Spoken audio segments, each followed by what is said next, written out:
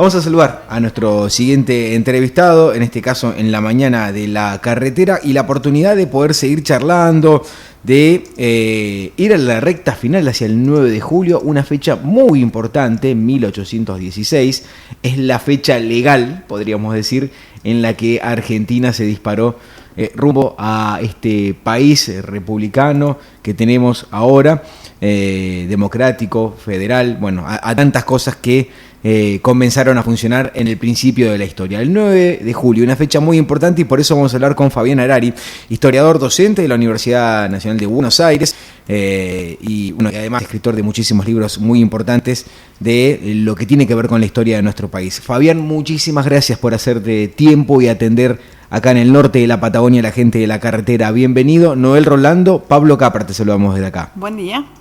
Bueno, muchísimas gracias por el llamado y bueno, un saludo para ustedes y para los oyentes. Bien, bueno, Fabián, hay muchísimo, sé que es muchísimo lo que hay para charlar, pero me parece que está bueno siempre prestarnos un poquitito a la reflexión en jornadas como estas y de entender la importancia de esta fecha que se viene para este 9. Bueno, mira, digamos, lo que sucede en esa fecha es muy contradictorio, es muy diferente de lo que sucede el 25 de mayo de 1810, ¿no? Es decir, lo que se conmemora. En términos estrictos, en realidad se conmemora, tanto en 1810 como en 1816, se conmemora un mismo proceso, que es un proceso de transformación social. Muchas veces se piensa en ese proceso como simplemente dejar de depender de España, ¿no? Claro. O fundar la Argentina. Bueno, no, ninguna de las dos cosas en sentido estricto. Claro. No es que seguimos dependiendo de España, sino que el problema de la secesión de ese territorio de la monarquía española es un aspecto, no es menor, pero es más bien fenoménico. Es decir, lo importante no es tanto que dejamos de depender de España, de ser parte, más que depender de ser parte del Estado español, sino que porque uno puede dejar de ser del Estado español y reproducir la misma dinámica que antes, nada más que secesionada, ¿no? Es decir, una monarquía se descinde de otra y se transforma en una monarquía diferente, o una sociedad, la misma sociedad, nada más que, digamos, reconociendo otra autoridad. Si no es un cambio de autoridad, eso es importante que quede claro. Lo que hay es una transformación de la forma en la que esa sociedad vive.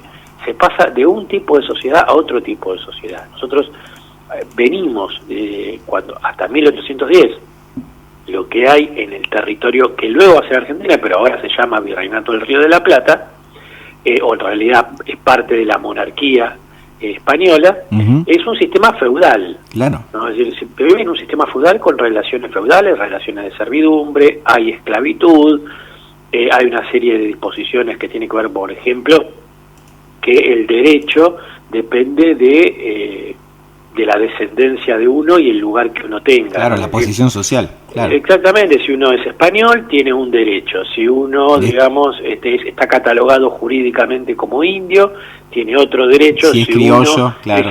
Claro, exactamente. Es decir, para cada persona hay un derecho, incluso hay gente, criollos también, ¿no?, que piden un certificado de limpieza de sangre para decir yo tengo la sangre limpia y blanca, ¿no?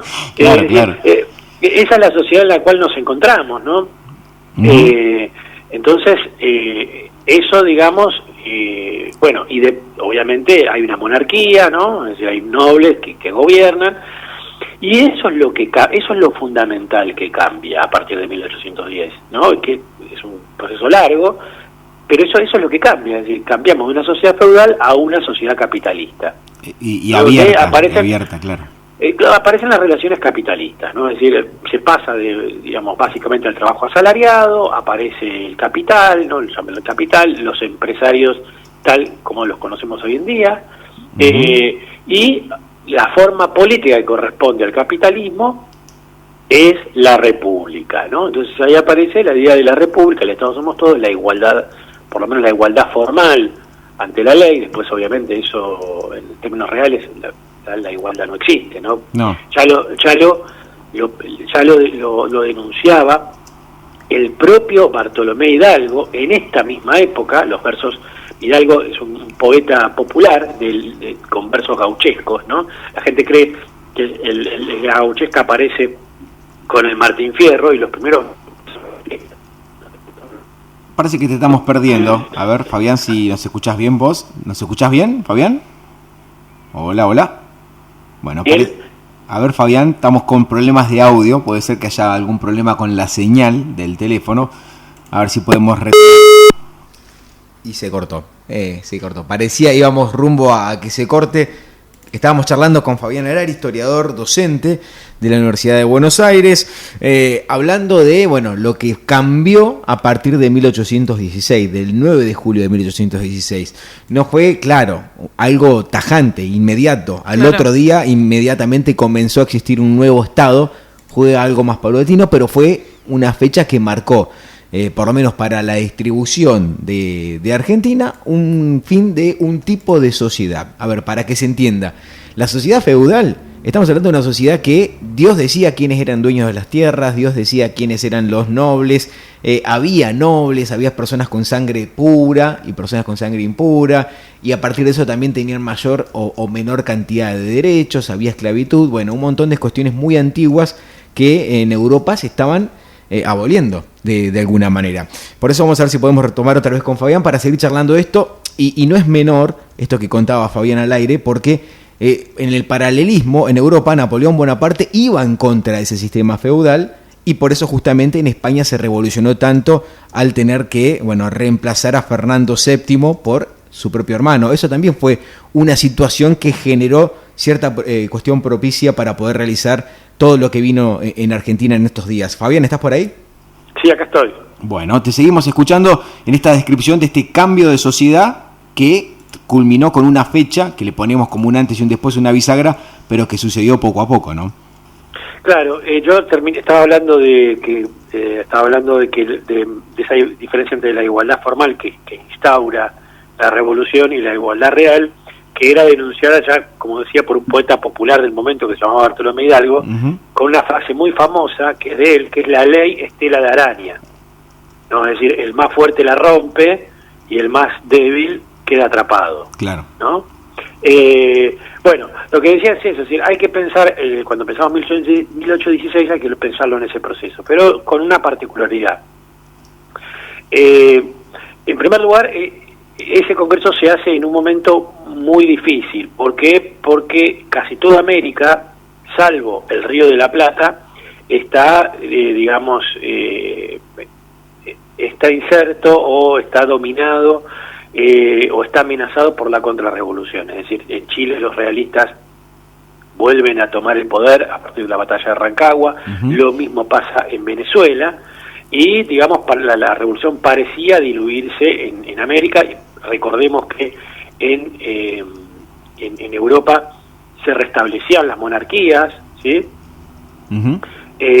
A partir de 1815, es decir, el clima parecía que la revolución iba a desaparecer. Y el único lugar donde esa revolución todavía tenía su llama encendida era el Río de la Plata. Pero en el Río de la Plata también esa llama encendida era muy problemática, porque había dos proyectos de construcción nacional. Un proyecto que venía de Buenos Aires y se ligaba con el interior, y otro proyecto que era el proyecto de Artigas, que era el proyecto, con centro en Montevideo, y la banda oriental, que reunía a, las dirigencias del litoral, ¿no? Básicamente Entre Ríos, Santa Fe, Corrientes, Misiones y parte de Córdoba, ¿no? Córdoba estaba ahí, entre uno y otro. Entonces, cuando se hace el congreso, el congreso en San Miguel de Tucumán, este congreso, paralelamente se hace otro congreso, que es el congreso que hace, entre los pueblos libres, que hace Artigas. Entonces, a ese congreso de Tucumán no van todas las representaciones del territorio. Va, por decirlo así, la mitad. La otra mitad se va con Artigas. Entonces, muchas veces hay gente que piensa acá en el Congreso, las provincias. No, digamos, la mitad de las provincias, por decirlo así, no fueron a ese Congreso. Claro. Es decir, era un proceso, como digo, es un proceso muy complicado. Sin embargo... la mitad de las provincias que existían en ese momento, recordemos que no existían todas las provincias que están ahora. No, claro. Eran, en realidad, a ver, yo dije provincias para que la gente entienda. Claro. Pero en realidad los representantes no iban por provincia, iban por ciudad. Por ciudad. Por ciudad, por decirlo así, por ciudad que tuviese cabildo. Claro, referencia. Por ejemplo, Jujuy no era una provincia, era parte de la gobernación de Salta. Claro. Claro. Sin embargo, Jujuy envía delegados, ¿por qué? Porque tiene ciudad con cabildo. Lo mismo, por ejemplo, San Luis y San Juan. San Luis y San Juan eran parte de la gobernación de Cuyo, claro, cuya capital era Mendoza. Exacto. Pero envían diputados no en tanto provincia, sino en tanto ciudad con cabildo. Ajá. Entonces, no es que, digamos, envían todos, digamos, no es que la representación es por provincia, sino es más bien por ciudad con cabildo. Bueno, entonces, lo que quería decir era que ese congreso, a pesar de esas, digamos, de esas dificultades, tanto a nivel internacional, por decirlo así, regional y local, toma dos decisiones. Ese congreso tenía por función redactar una constitución, era un congreso constituyente. Claro. No es recordado por la constitución que digamos, que redactó, porque fue la constitución que no fue aceptada, que es la de 1819, claro, que era una constitución bastante aristocrática, porque tenía un senado, digamos, casi perpetuo, donde en el senado tenían bancas, el clero y los militares, no sé, por ser uno por ser un alto dignatario del clero, ya por ser obispo ya tenía una banca del senado asegurada, ¿no? Bueno, esa constitución obviamente incluso provocó muchas reacciones, una reacción muy fuerte de las provincias que terminó en Cepeda en 1820, entre otras cosas, ¿no? Pero como digo, era un escenario muy fuerte, muy difícil a nivel mundial, a nivel regional, a nivel local, pero incluso a nivel de Buenos Aires. ¿Por qué? Porque cuando el Congreso se instala, hay un levantamiento en Buenos Aires que depone al director supremo, ya lo habían depuesto a Alvear para llamar al Congreso, deponen a Álvarez Thomas y, digamos, aparece como director, por decirlo así, interino, González Balcarce. Y esto es un problema que es una división en Buenos Aires. Una parte de Buenos Aires quiere ser una especie de provincia autónoma o estado autónomo. Claro, ¿no? y ahí viene después todo el conflicto que vino después, ¿no? Claro, pero lo que siguió durante décadas y décadas. Claro, en medio del Congreso, Buenos Aires tiene 2 directores supremos. Claro. Y el Congreso va a nombrar a Pueyrredón, que después va a hacerse cargo, pero lo que quiero decir es una situación muy caótica, ¿no? Claro, pasa que uno cuando lo analiza frío y lo aprende y se lo enseñan en la escuela primaria, en el secundario, es como el 9 de julio de 1816 y hace como un cambio repentino, bisagra, de un día para otro, y dice, ya está, a partir de este día ya somos Estado, estamos unidos, no hay problema. Y claro, y evidentemente había todo un contexto muy, pero muy complejo para una fecha que, en cierta manera, no tiene tanta importancia como el 25 de mayo.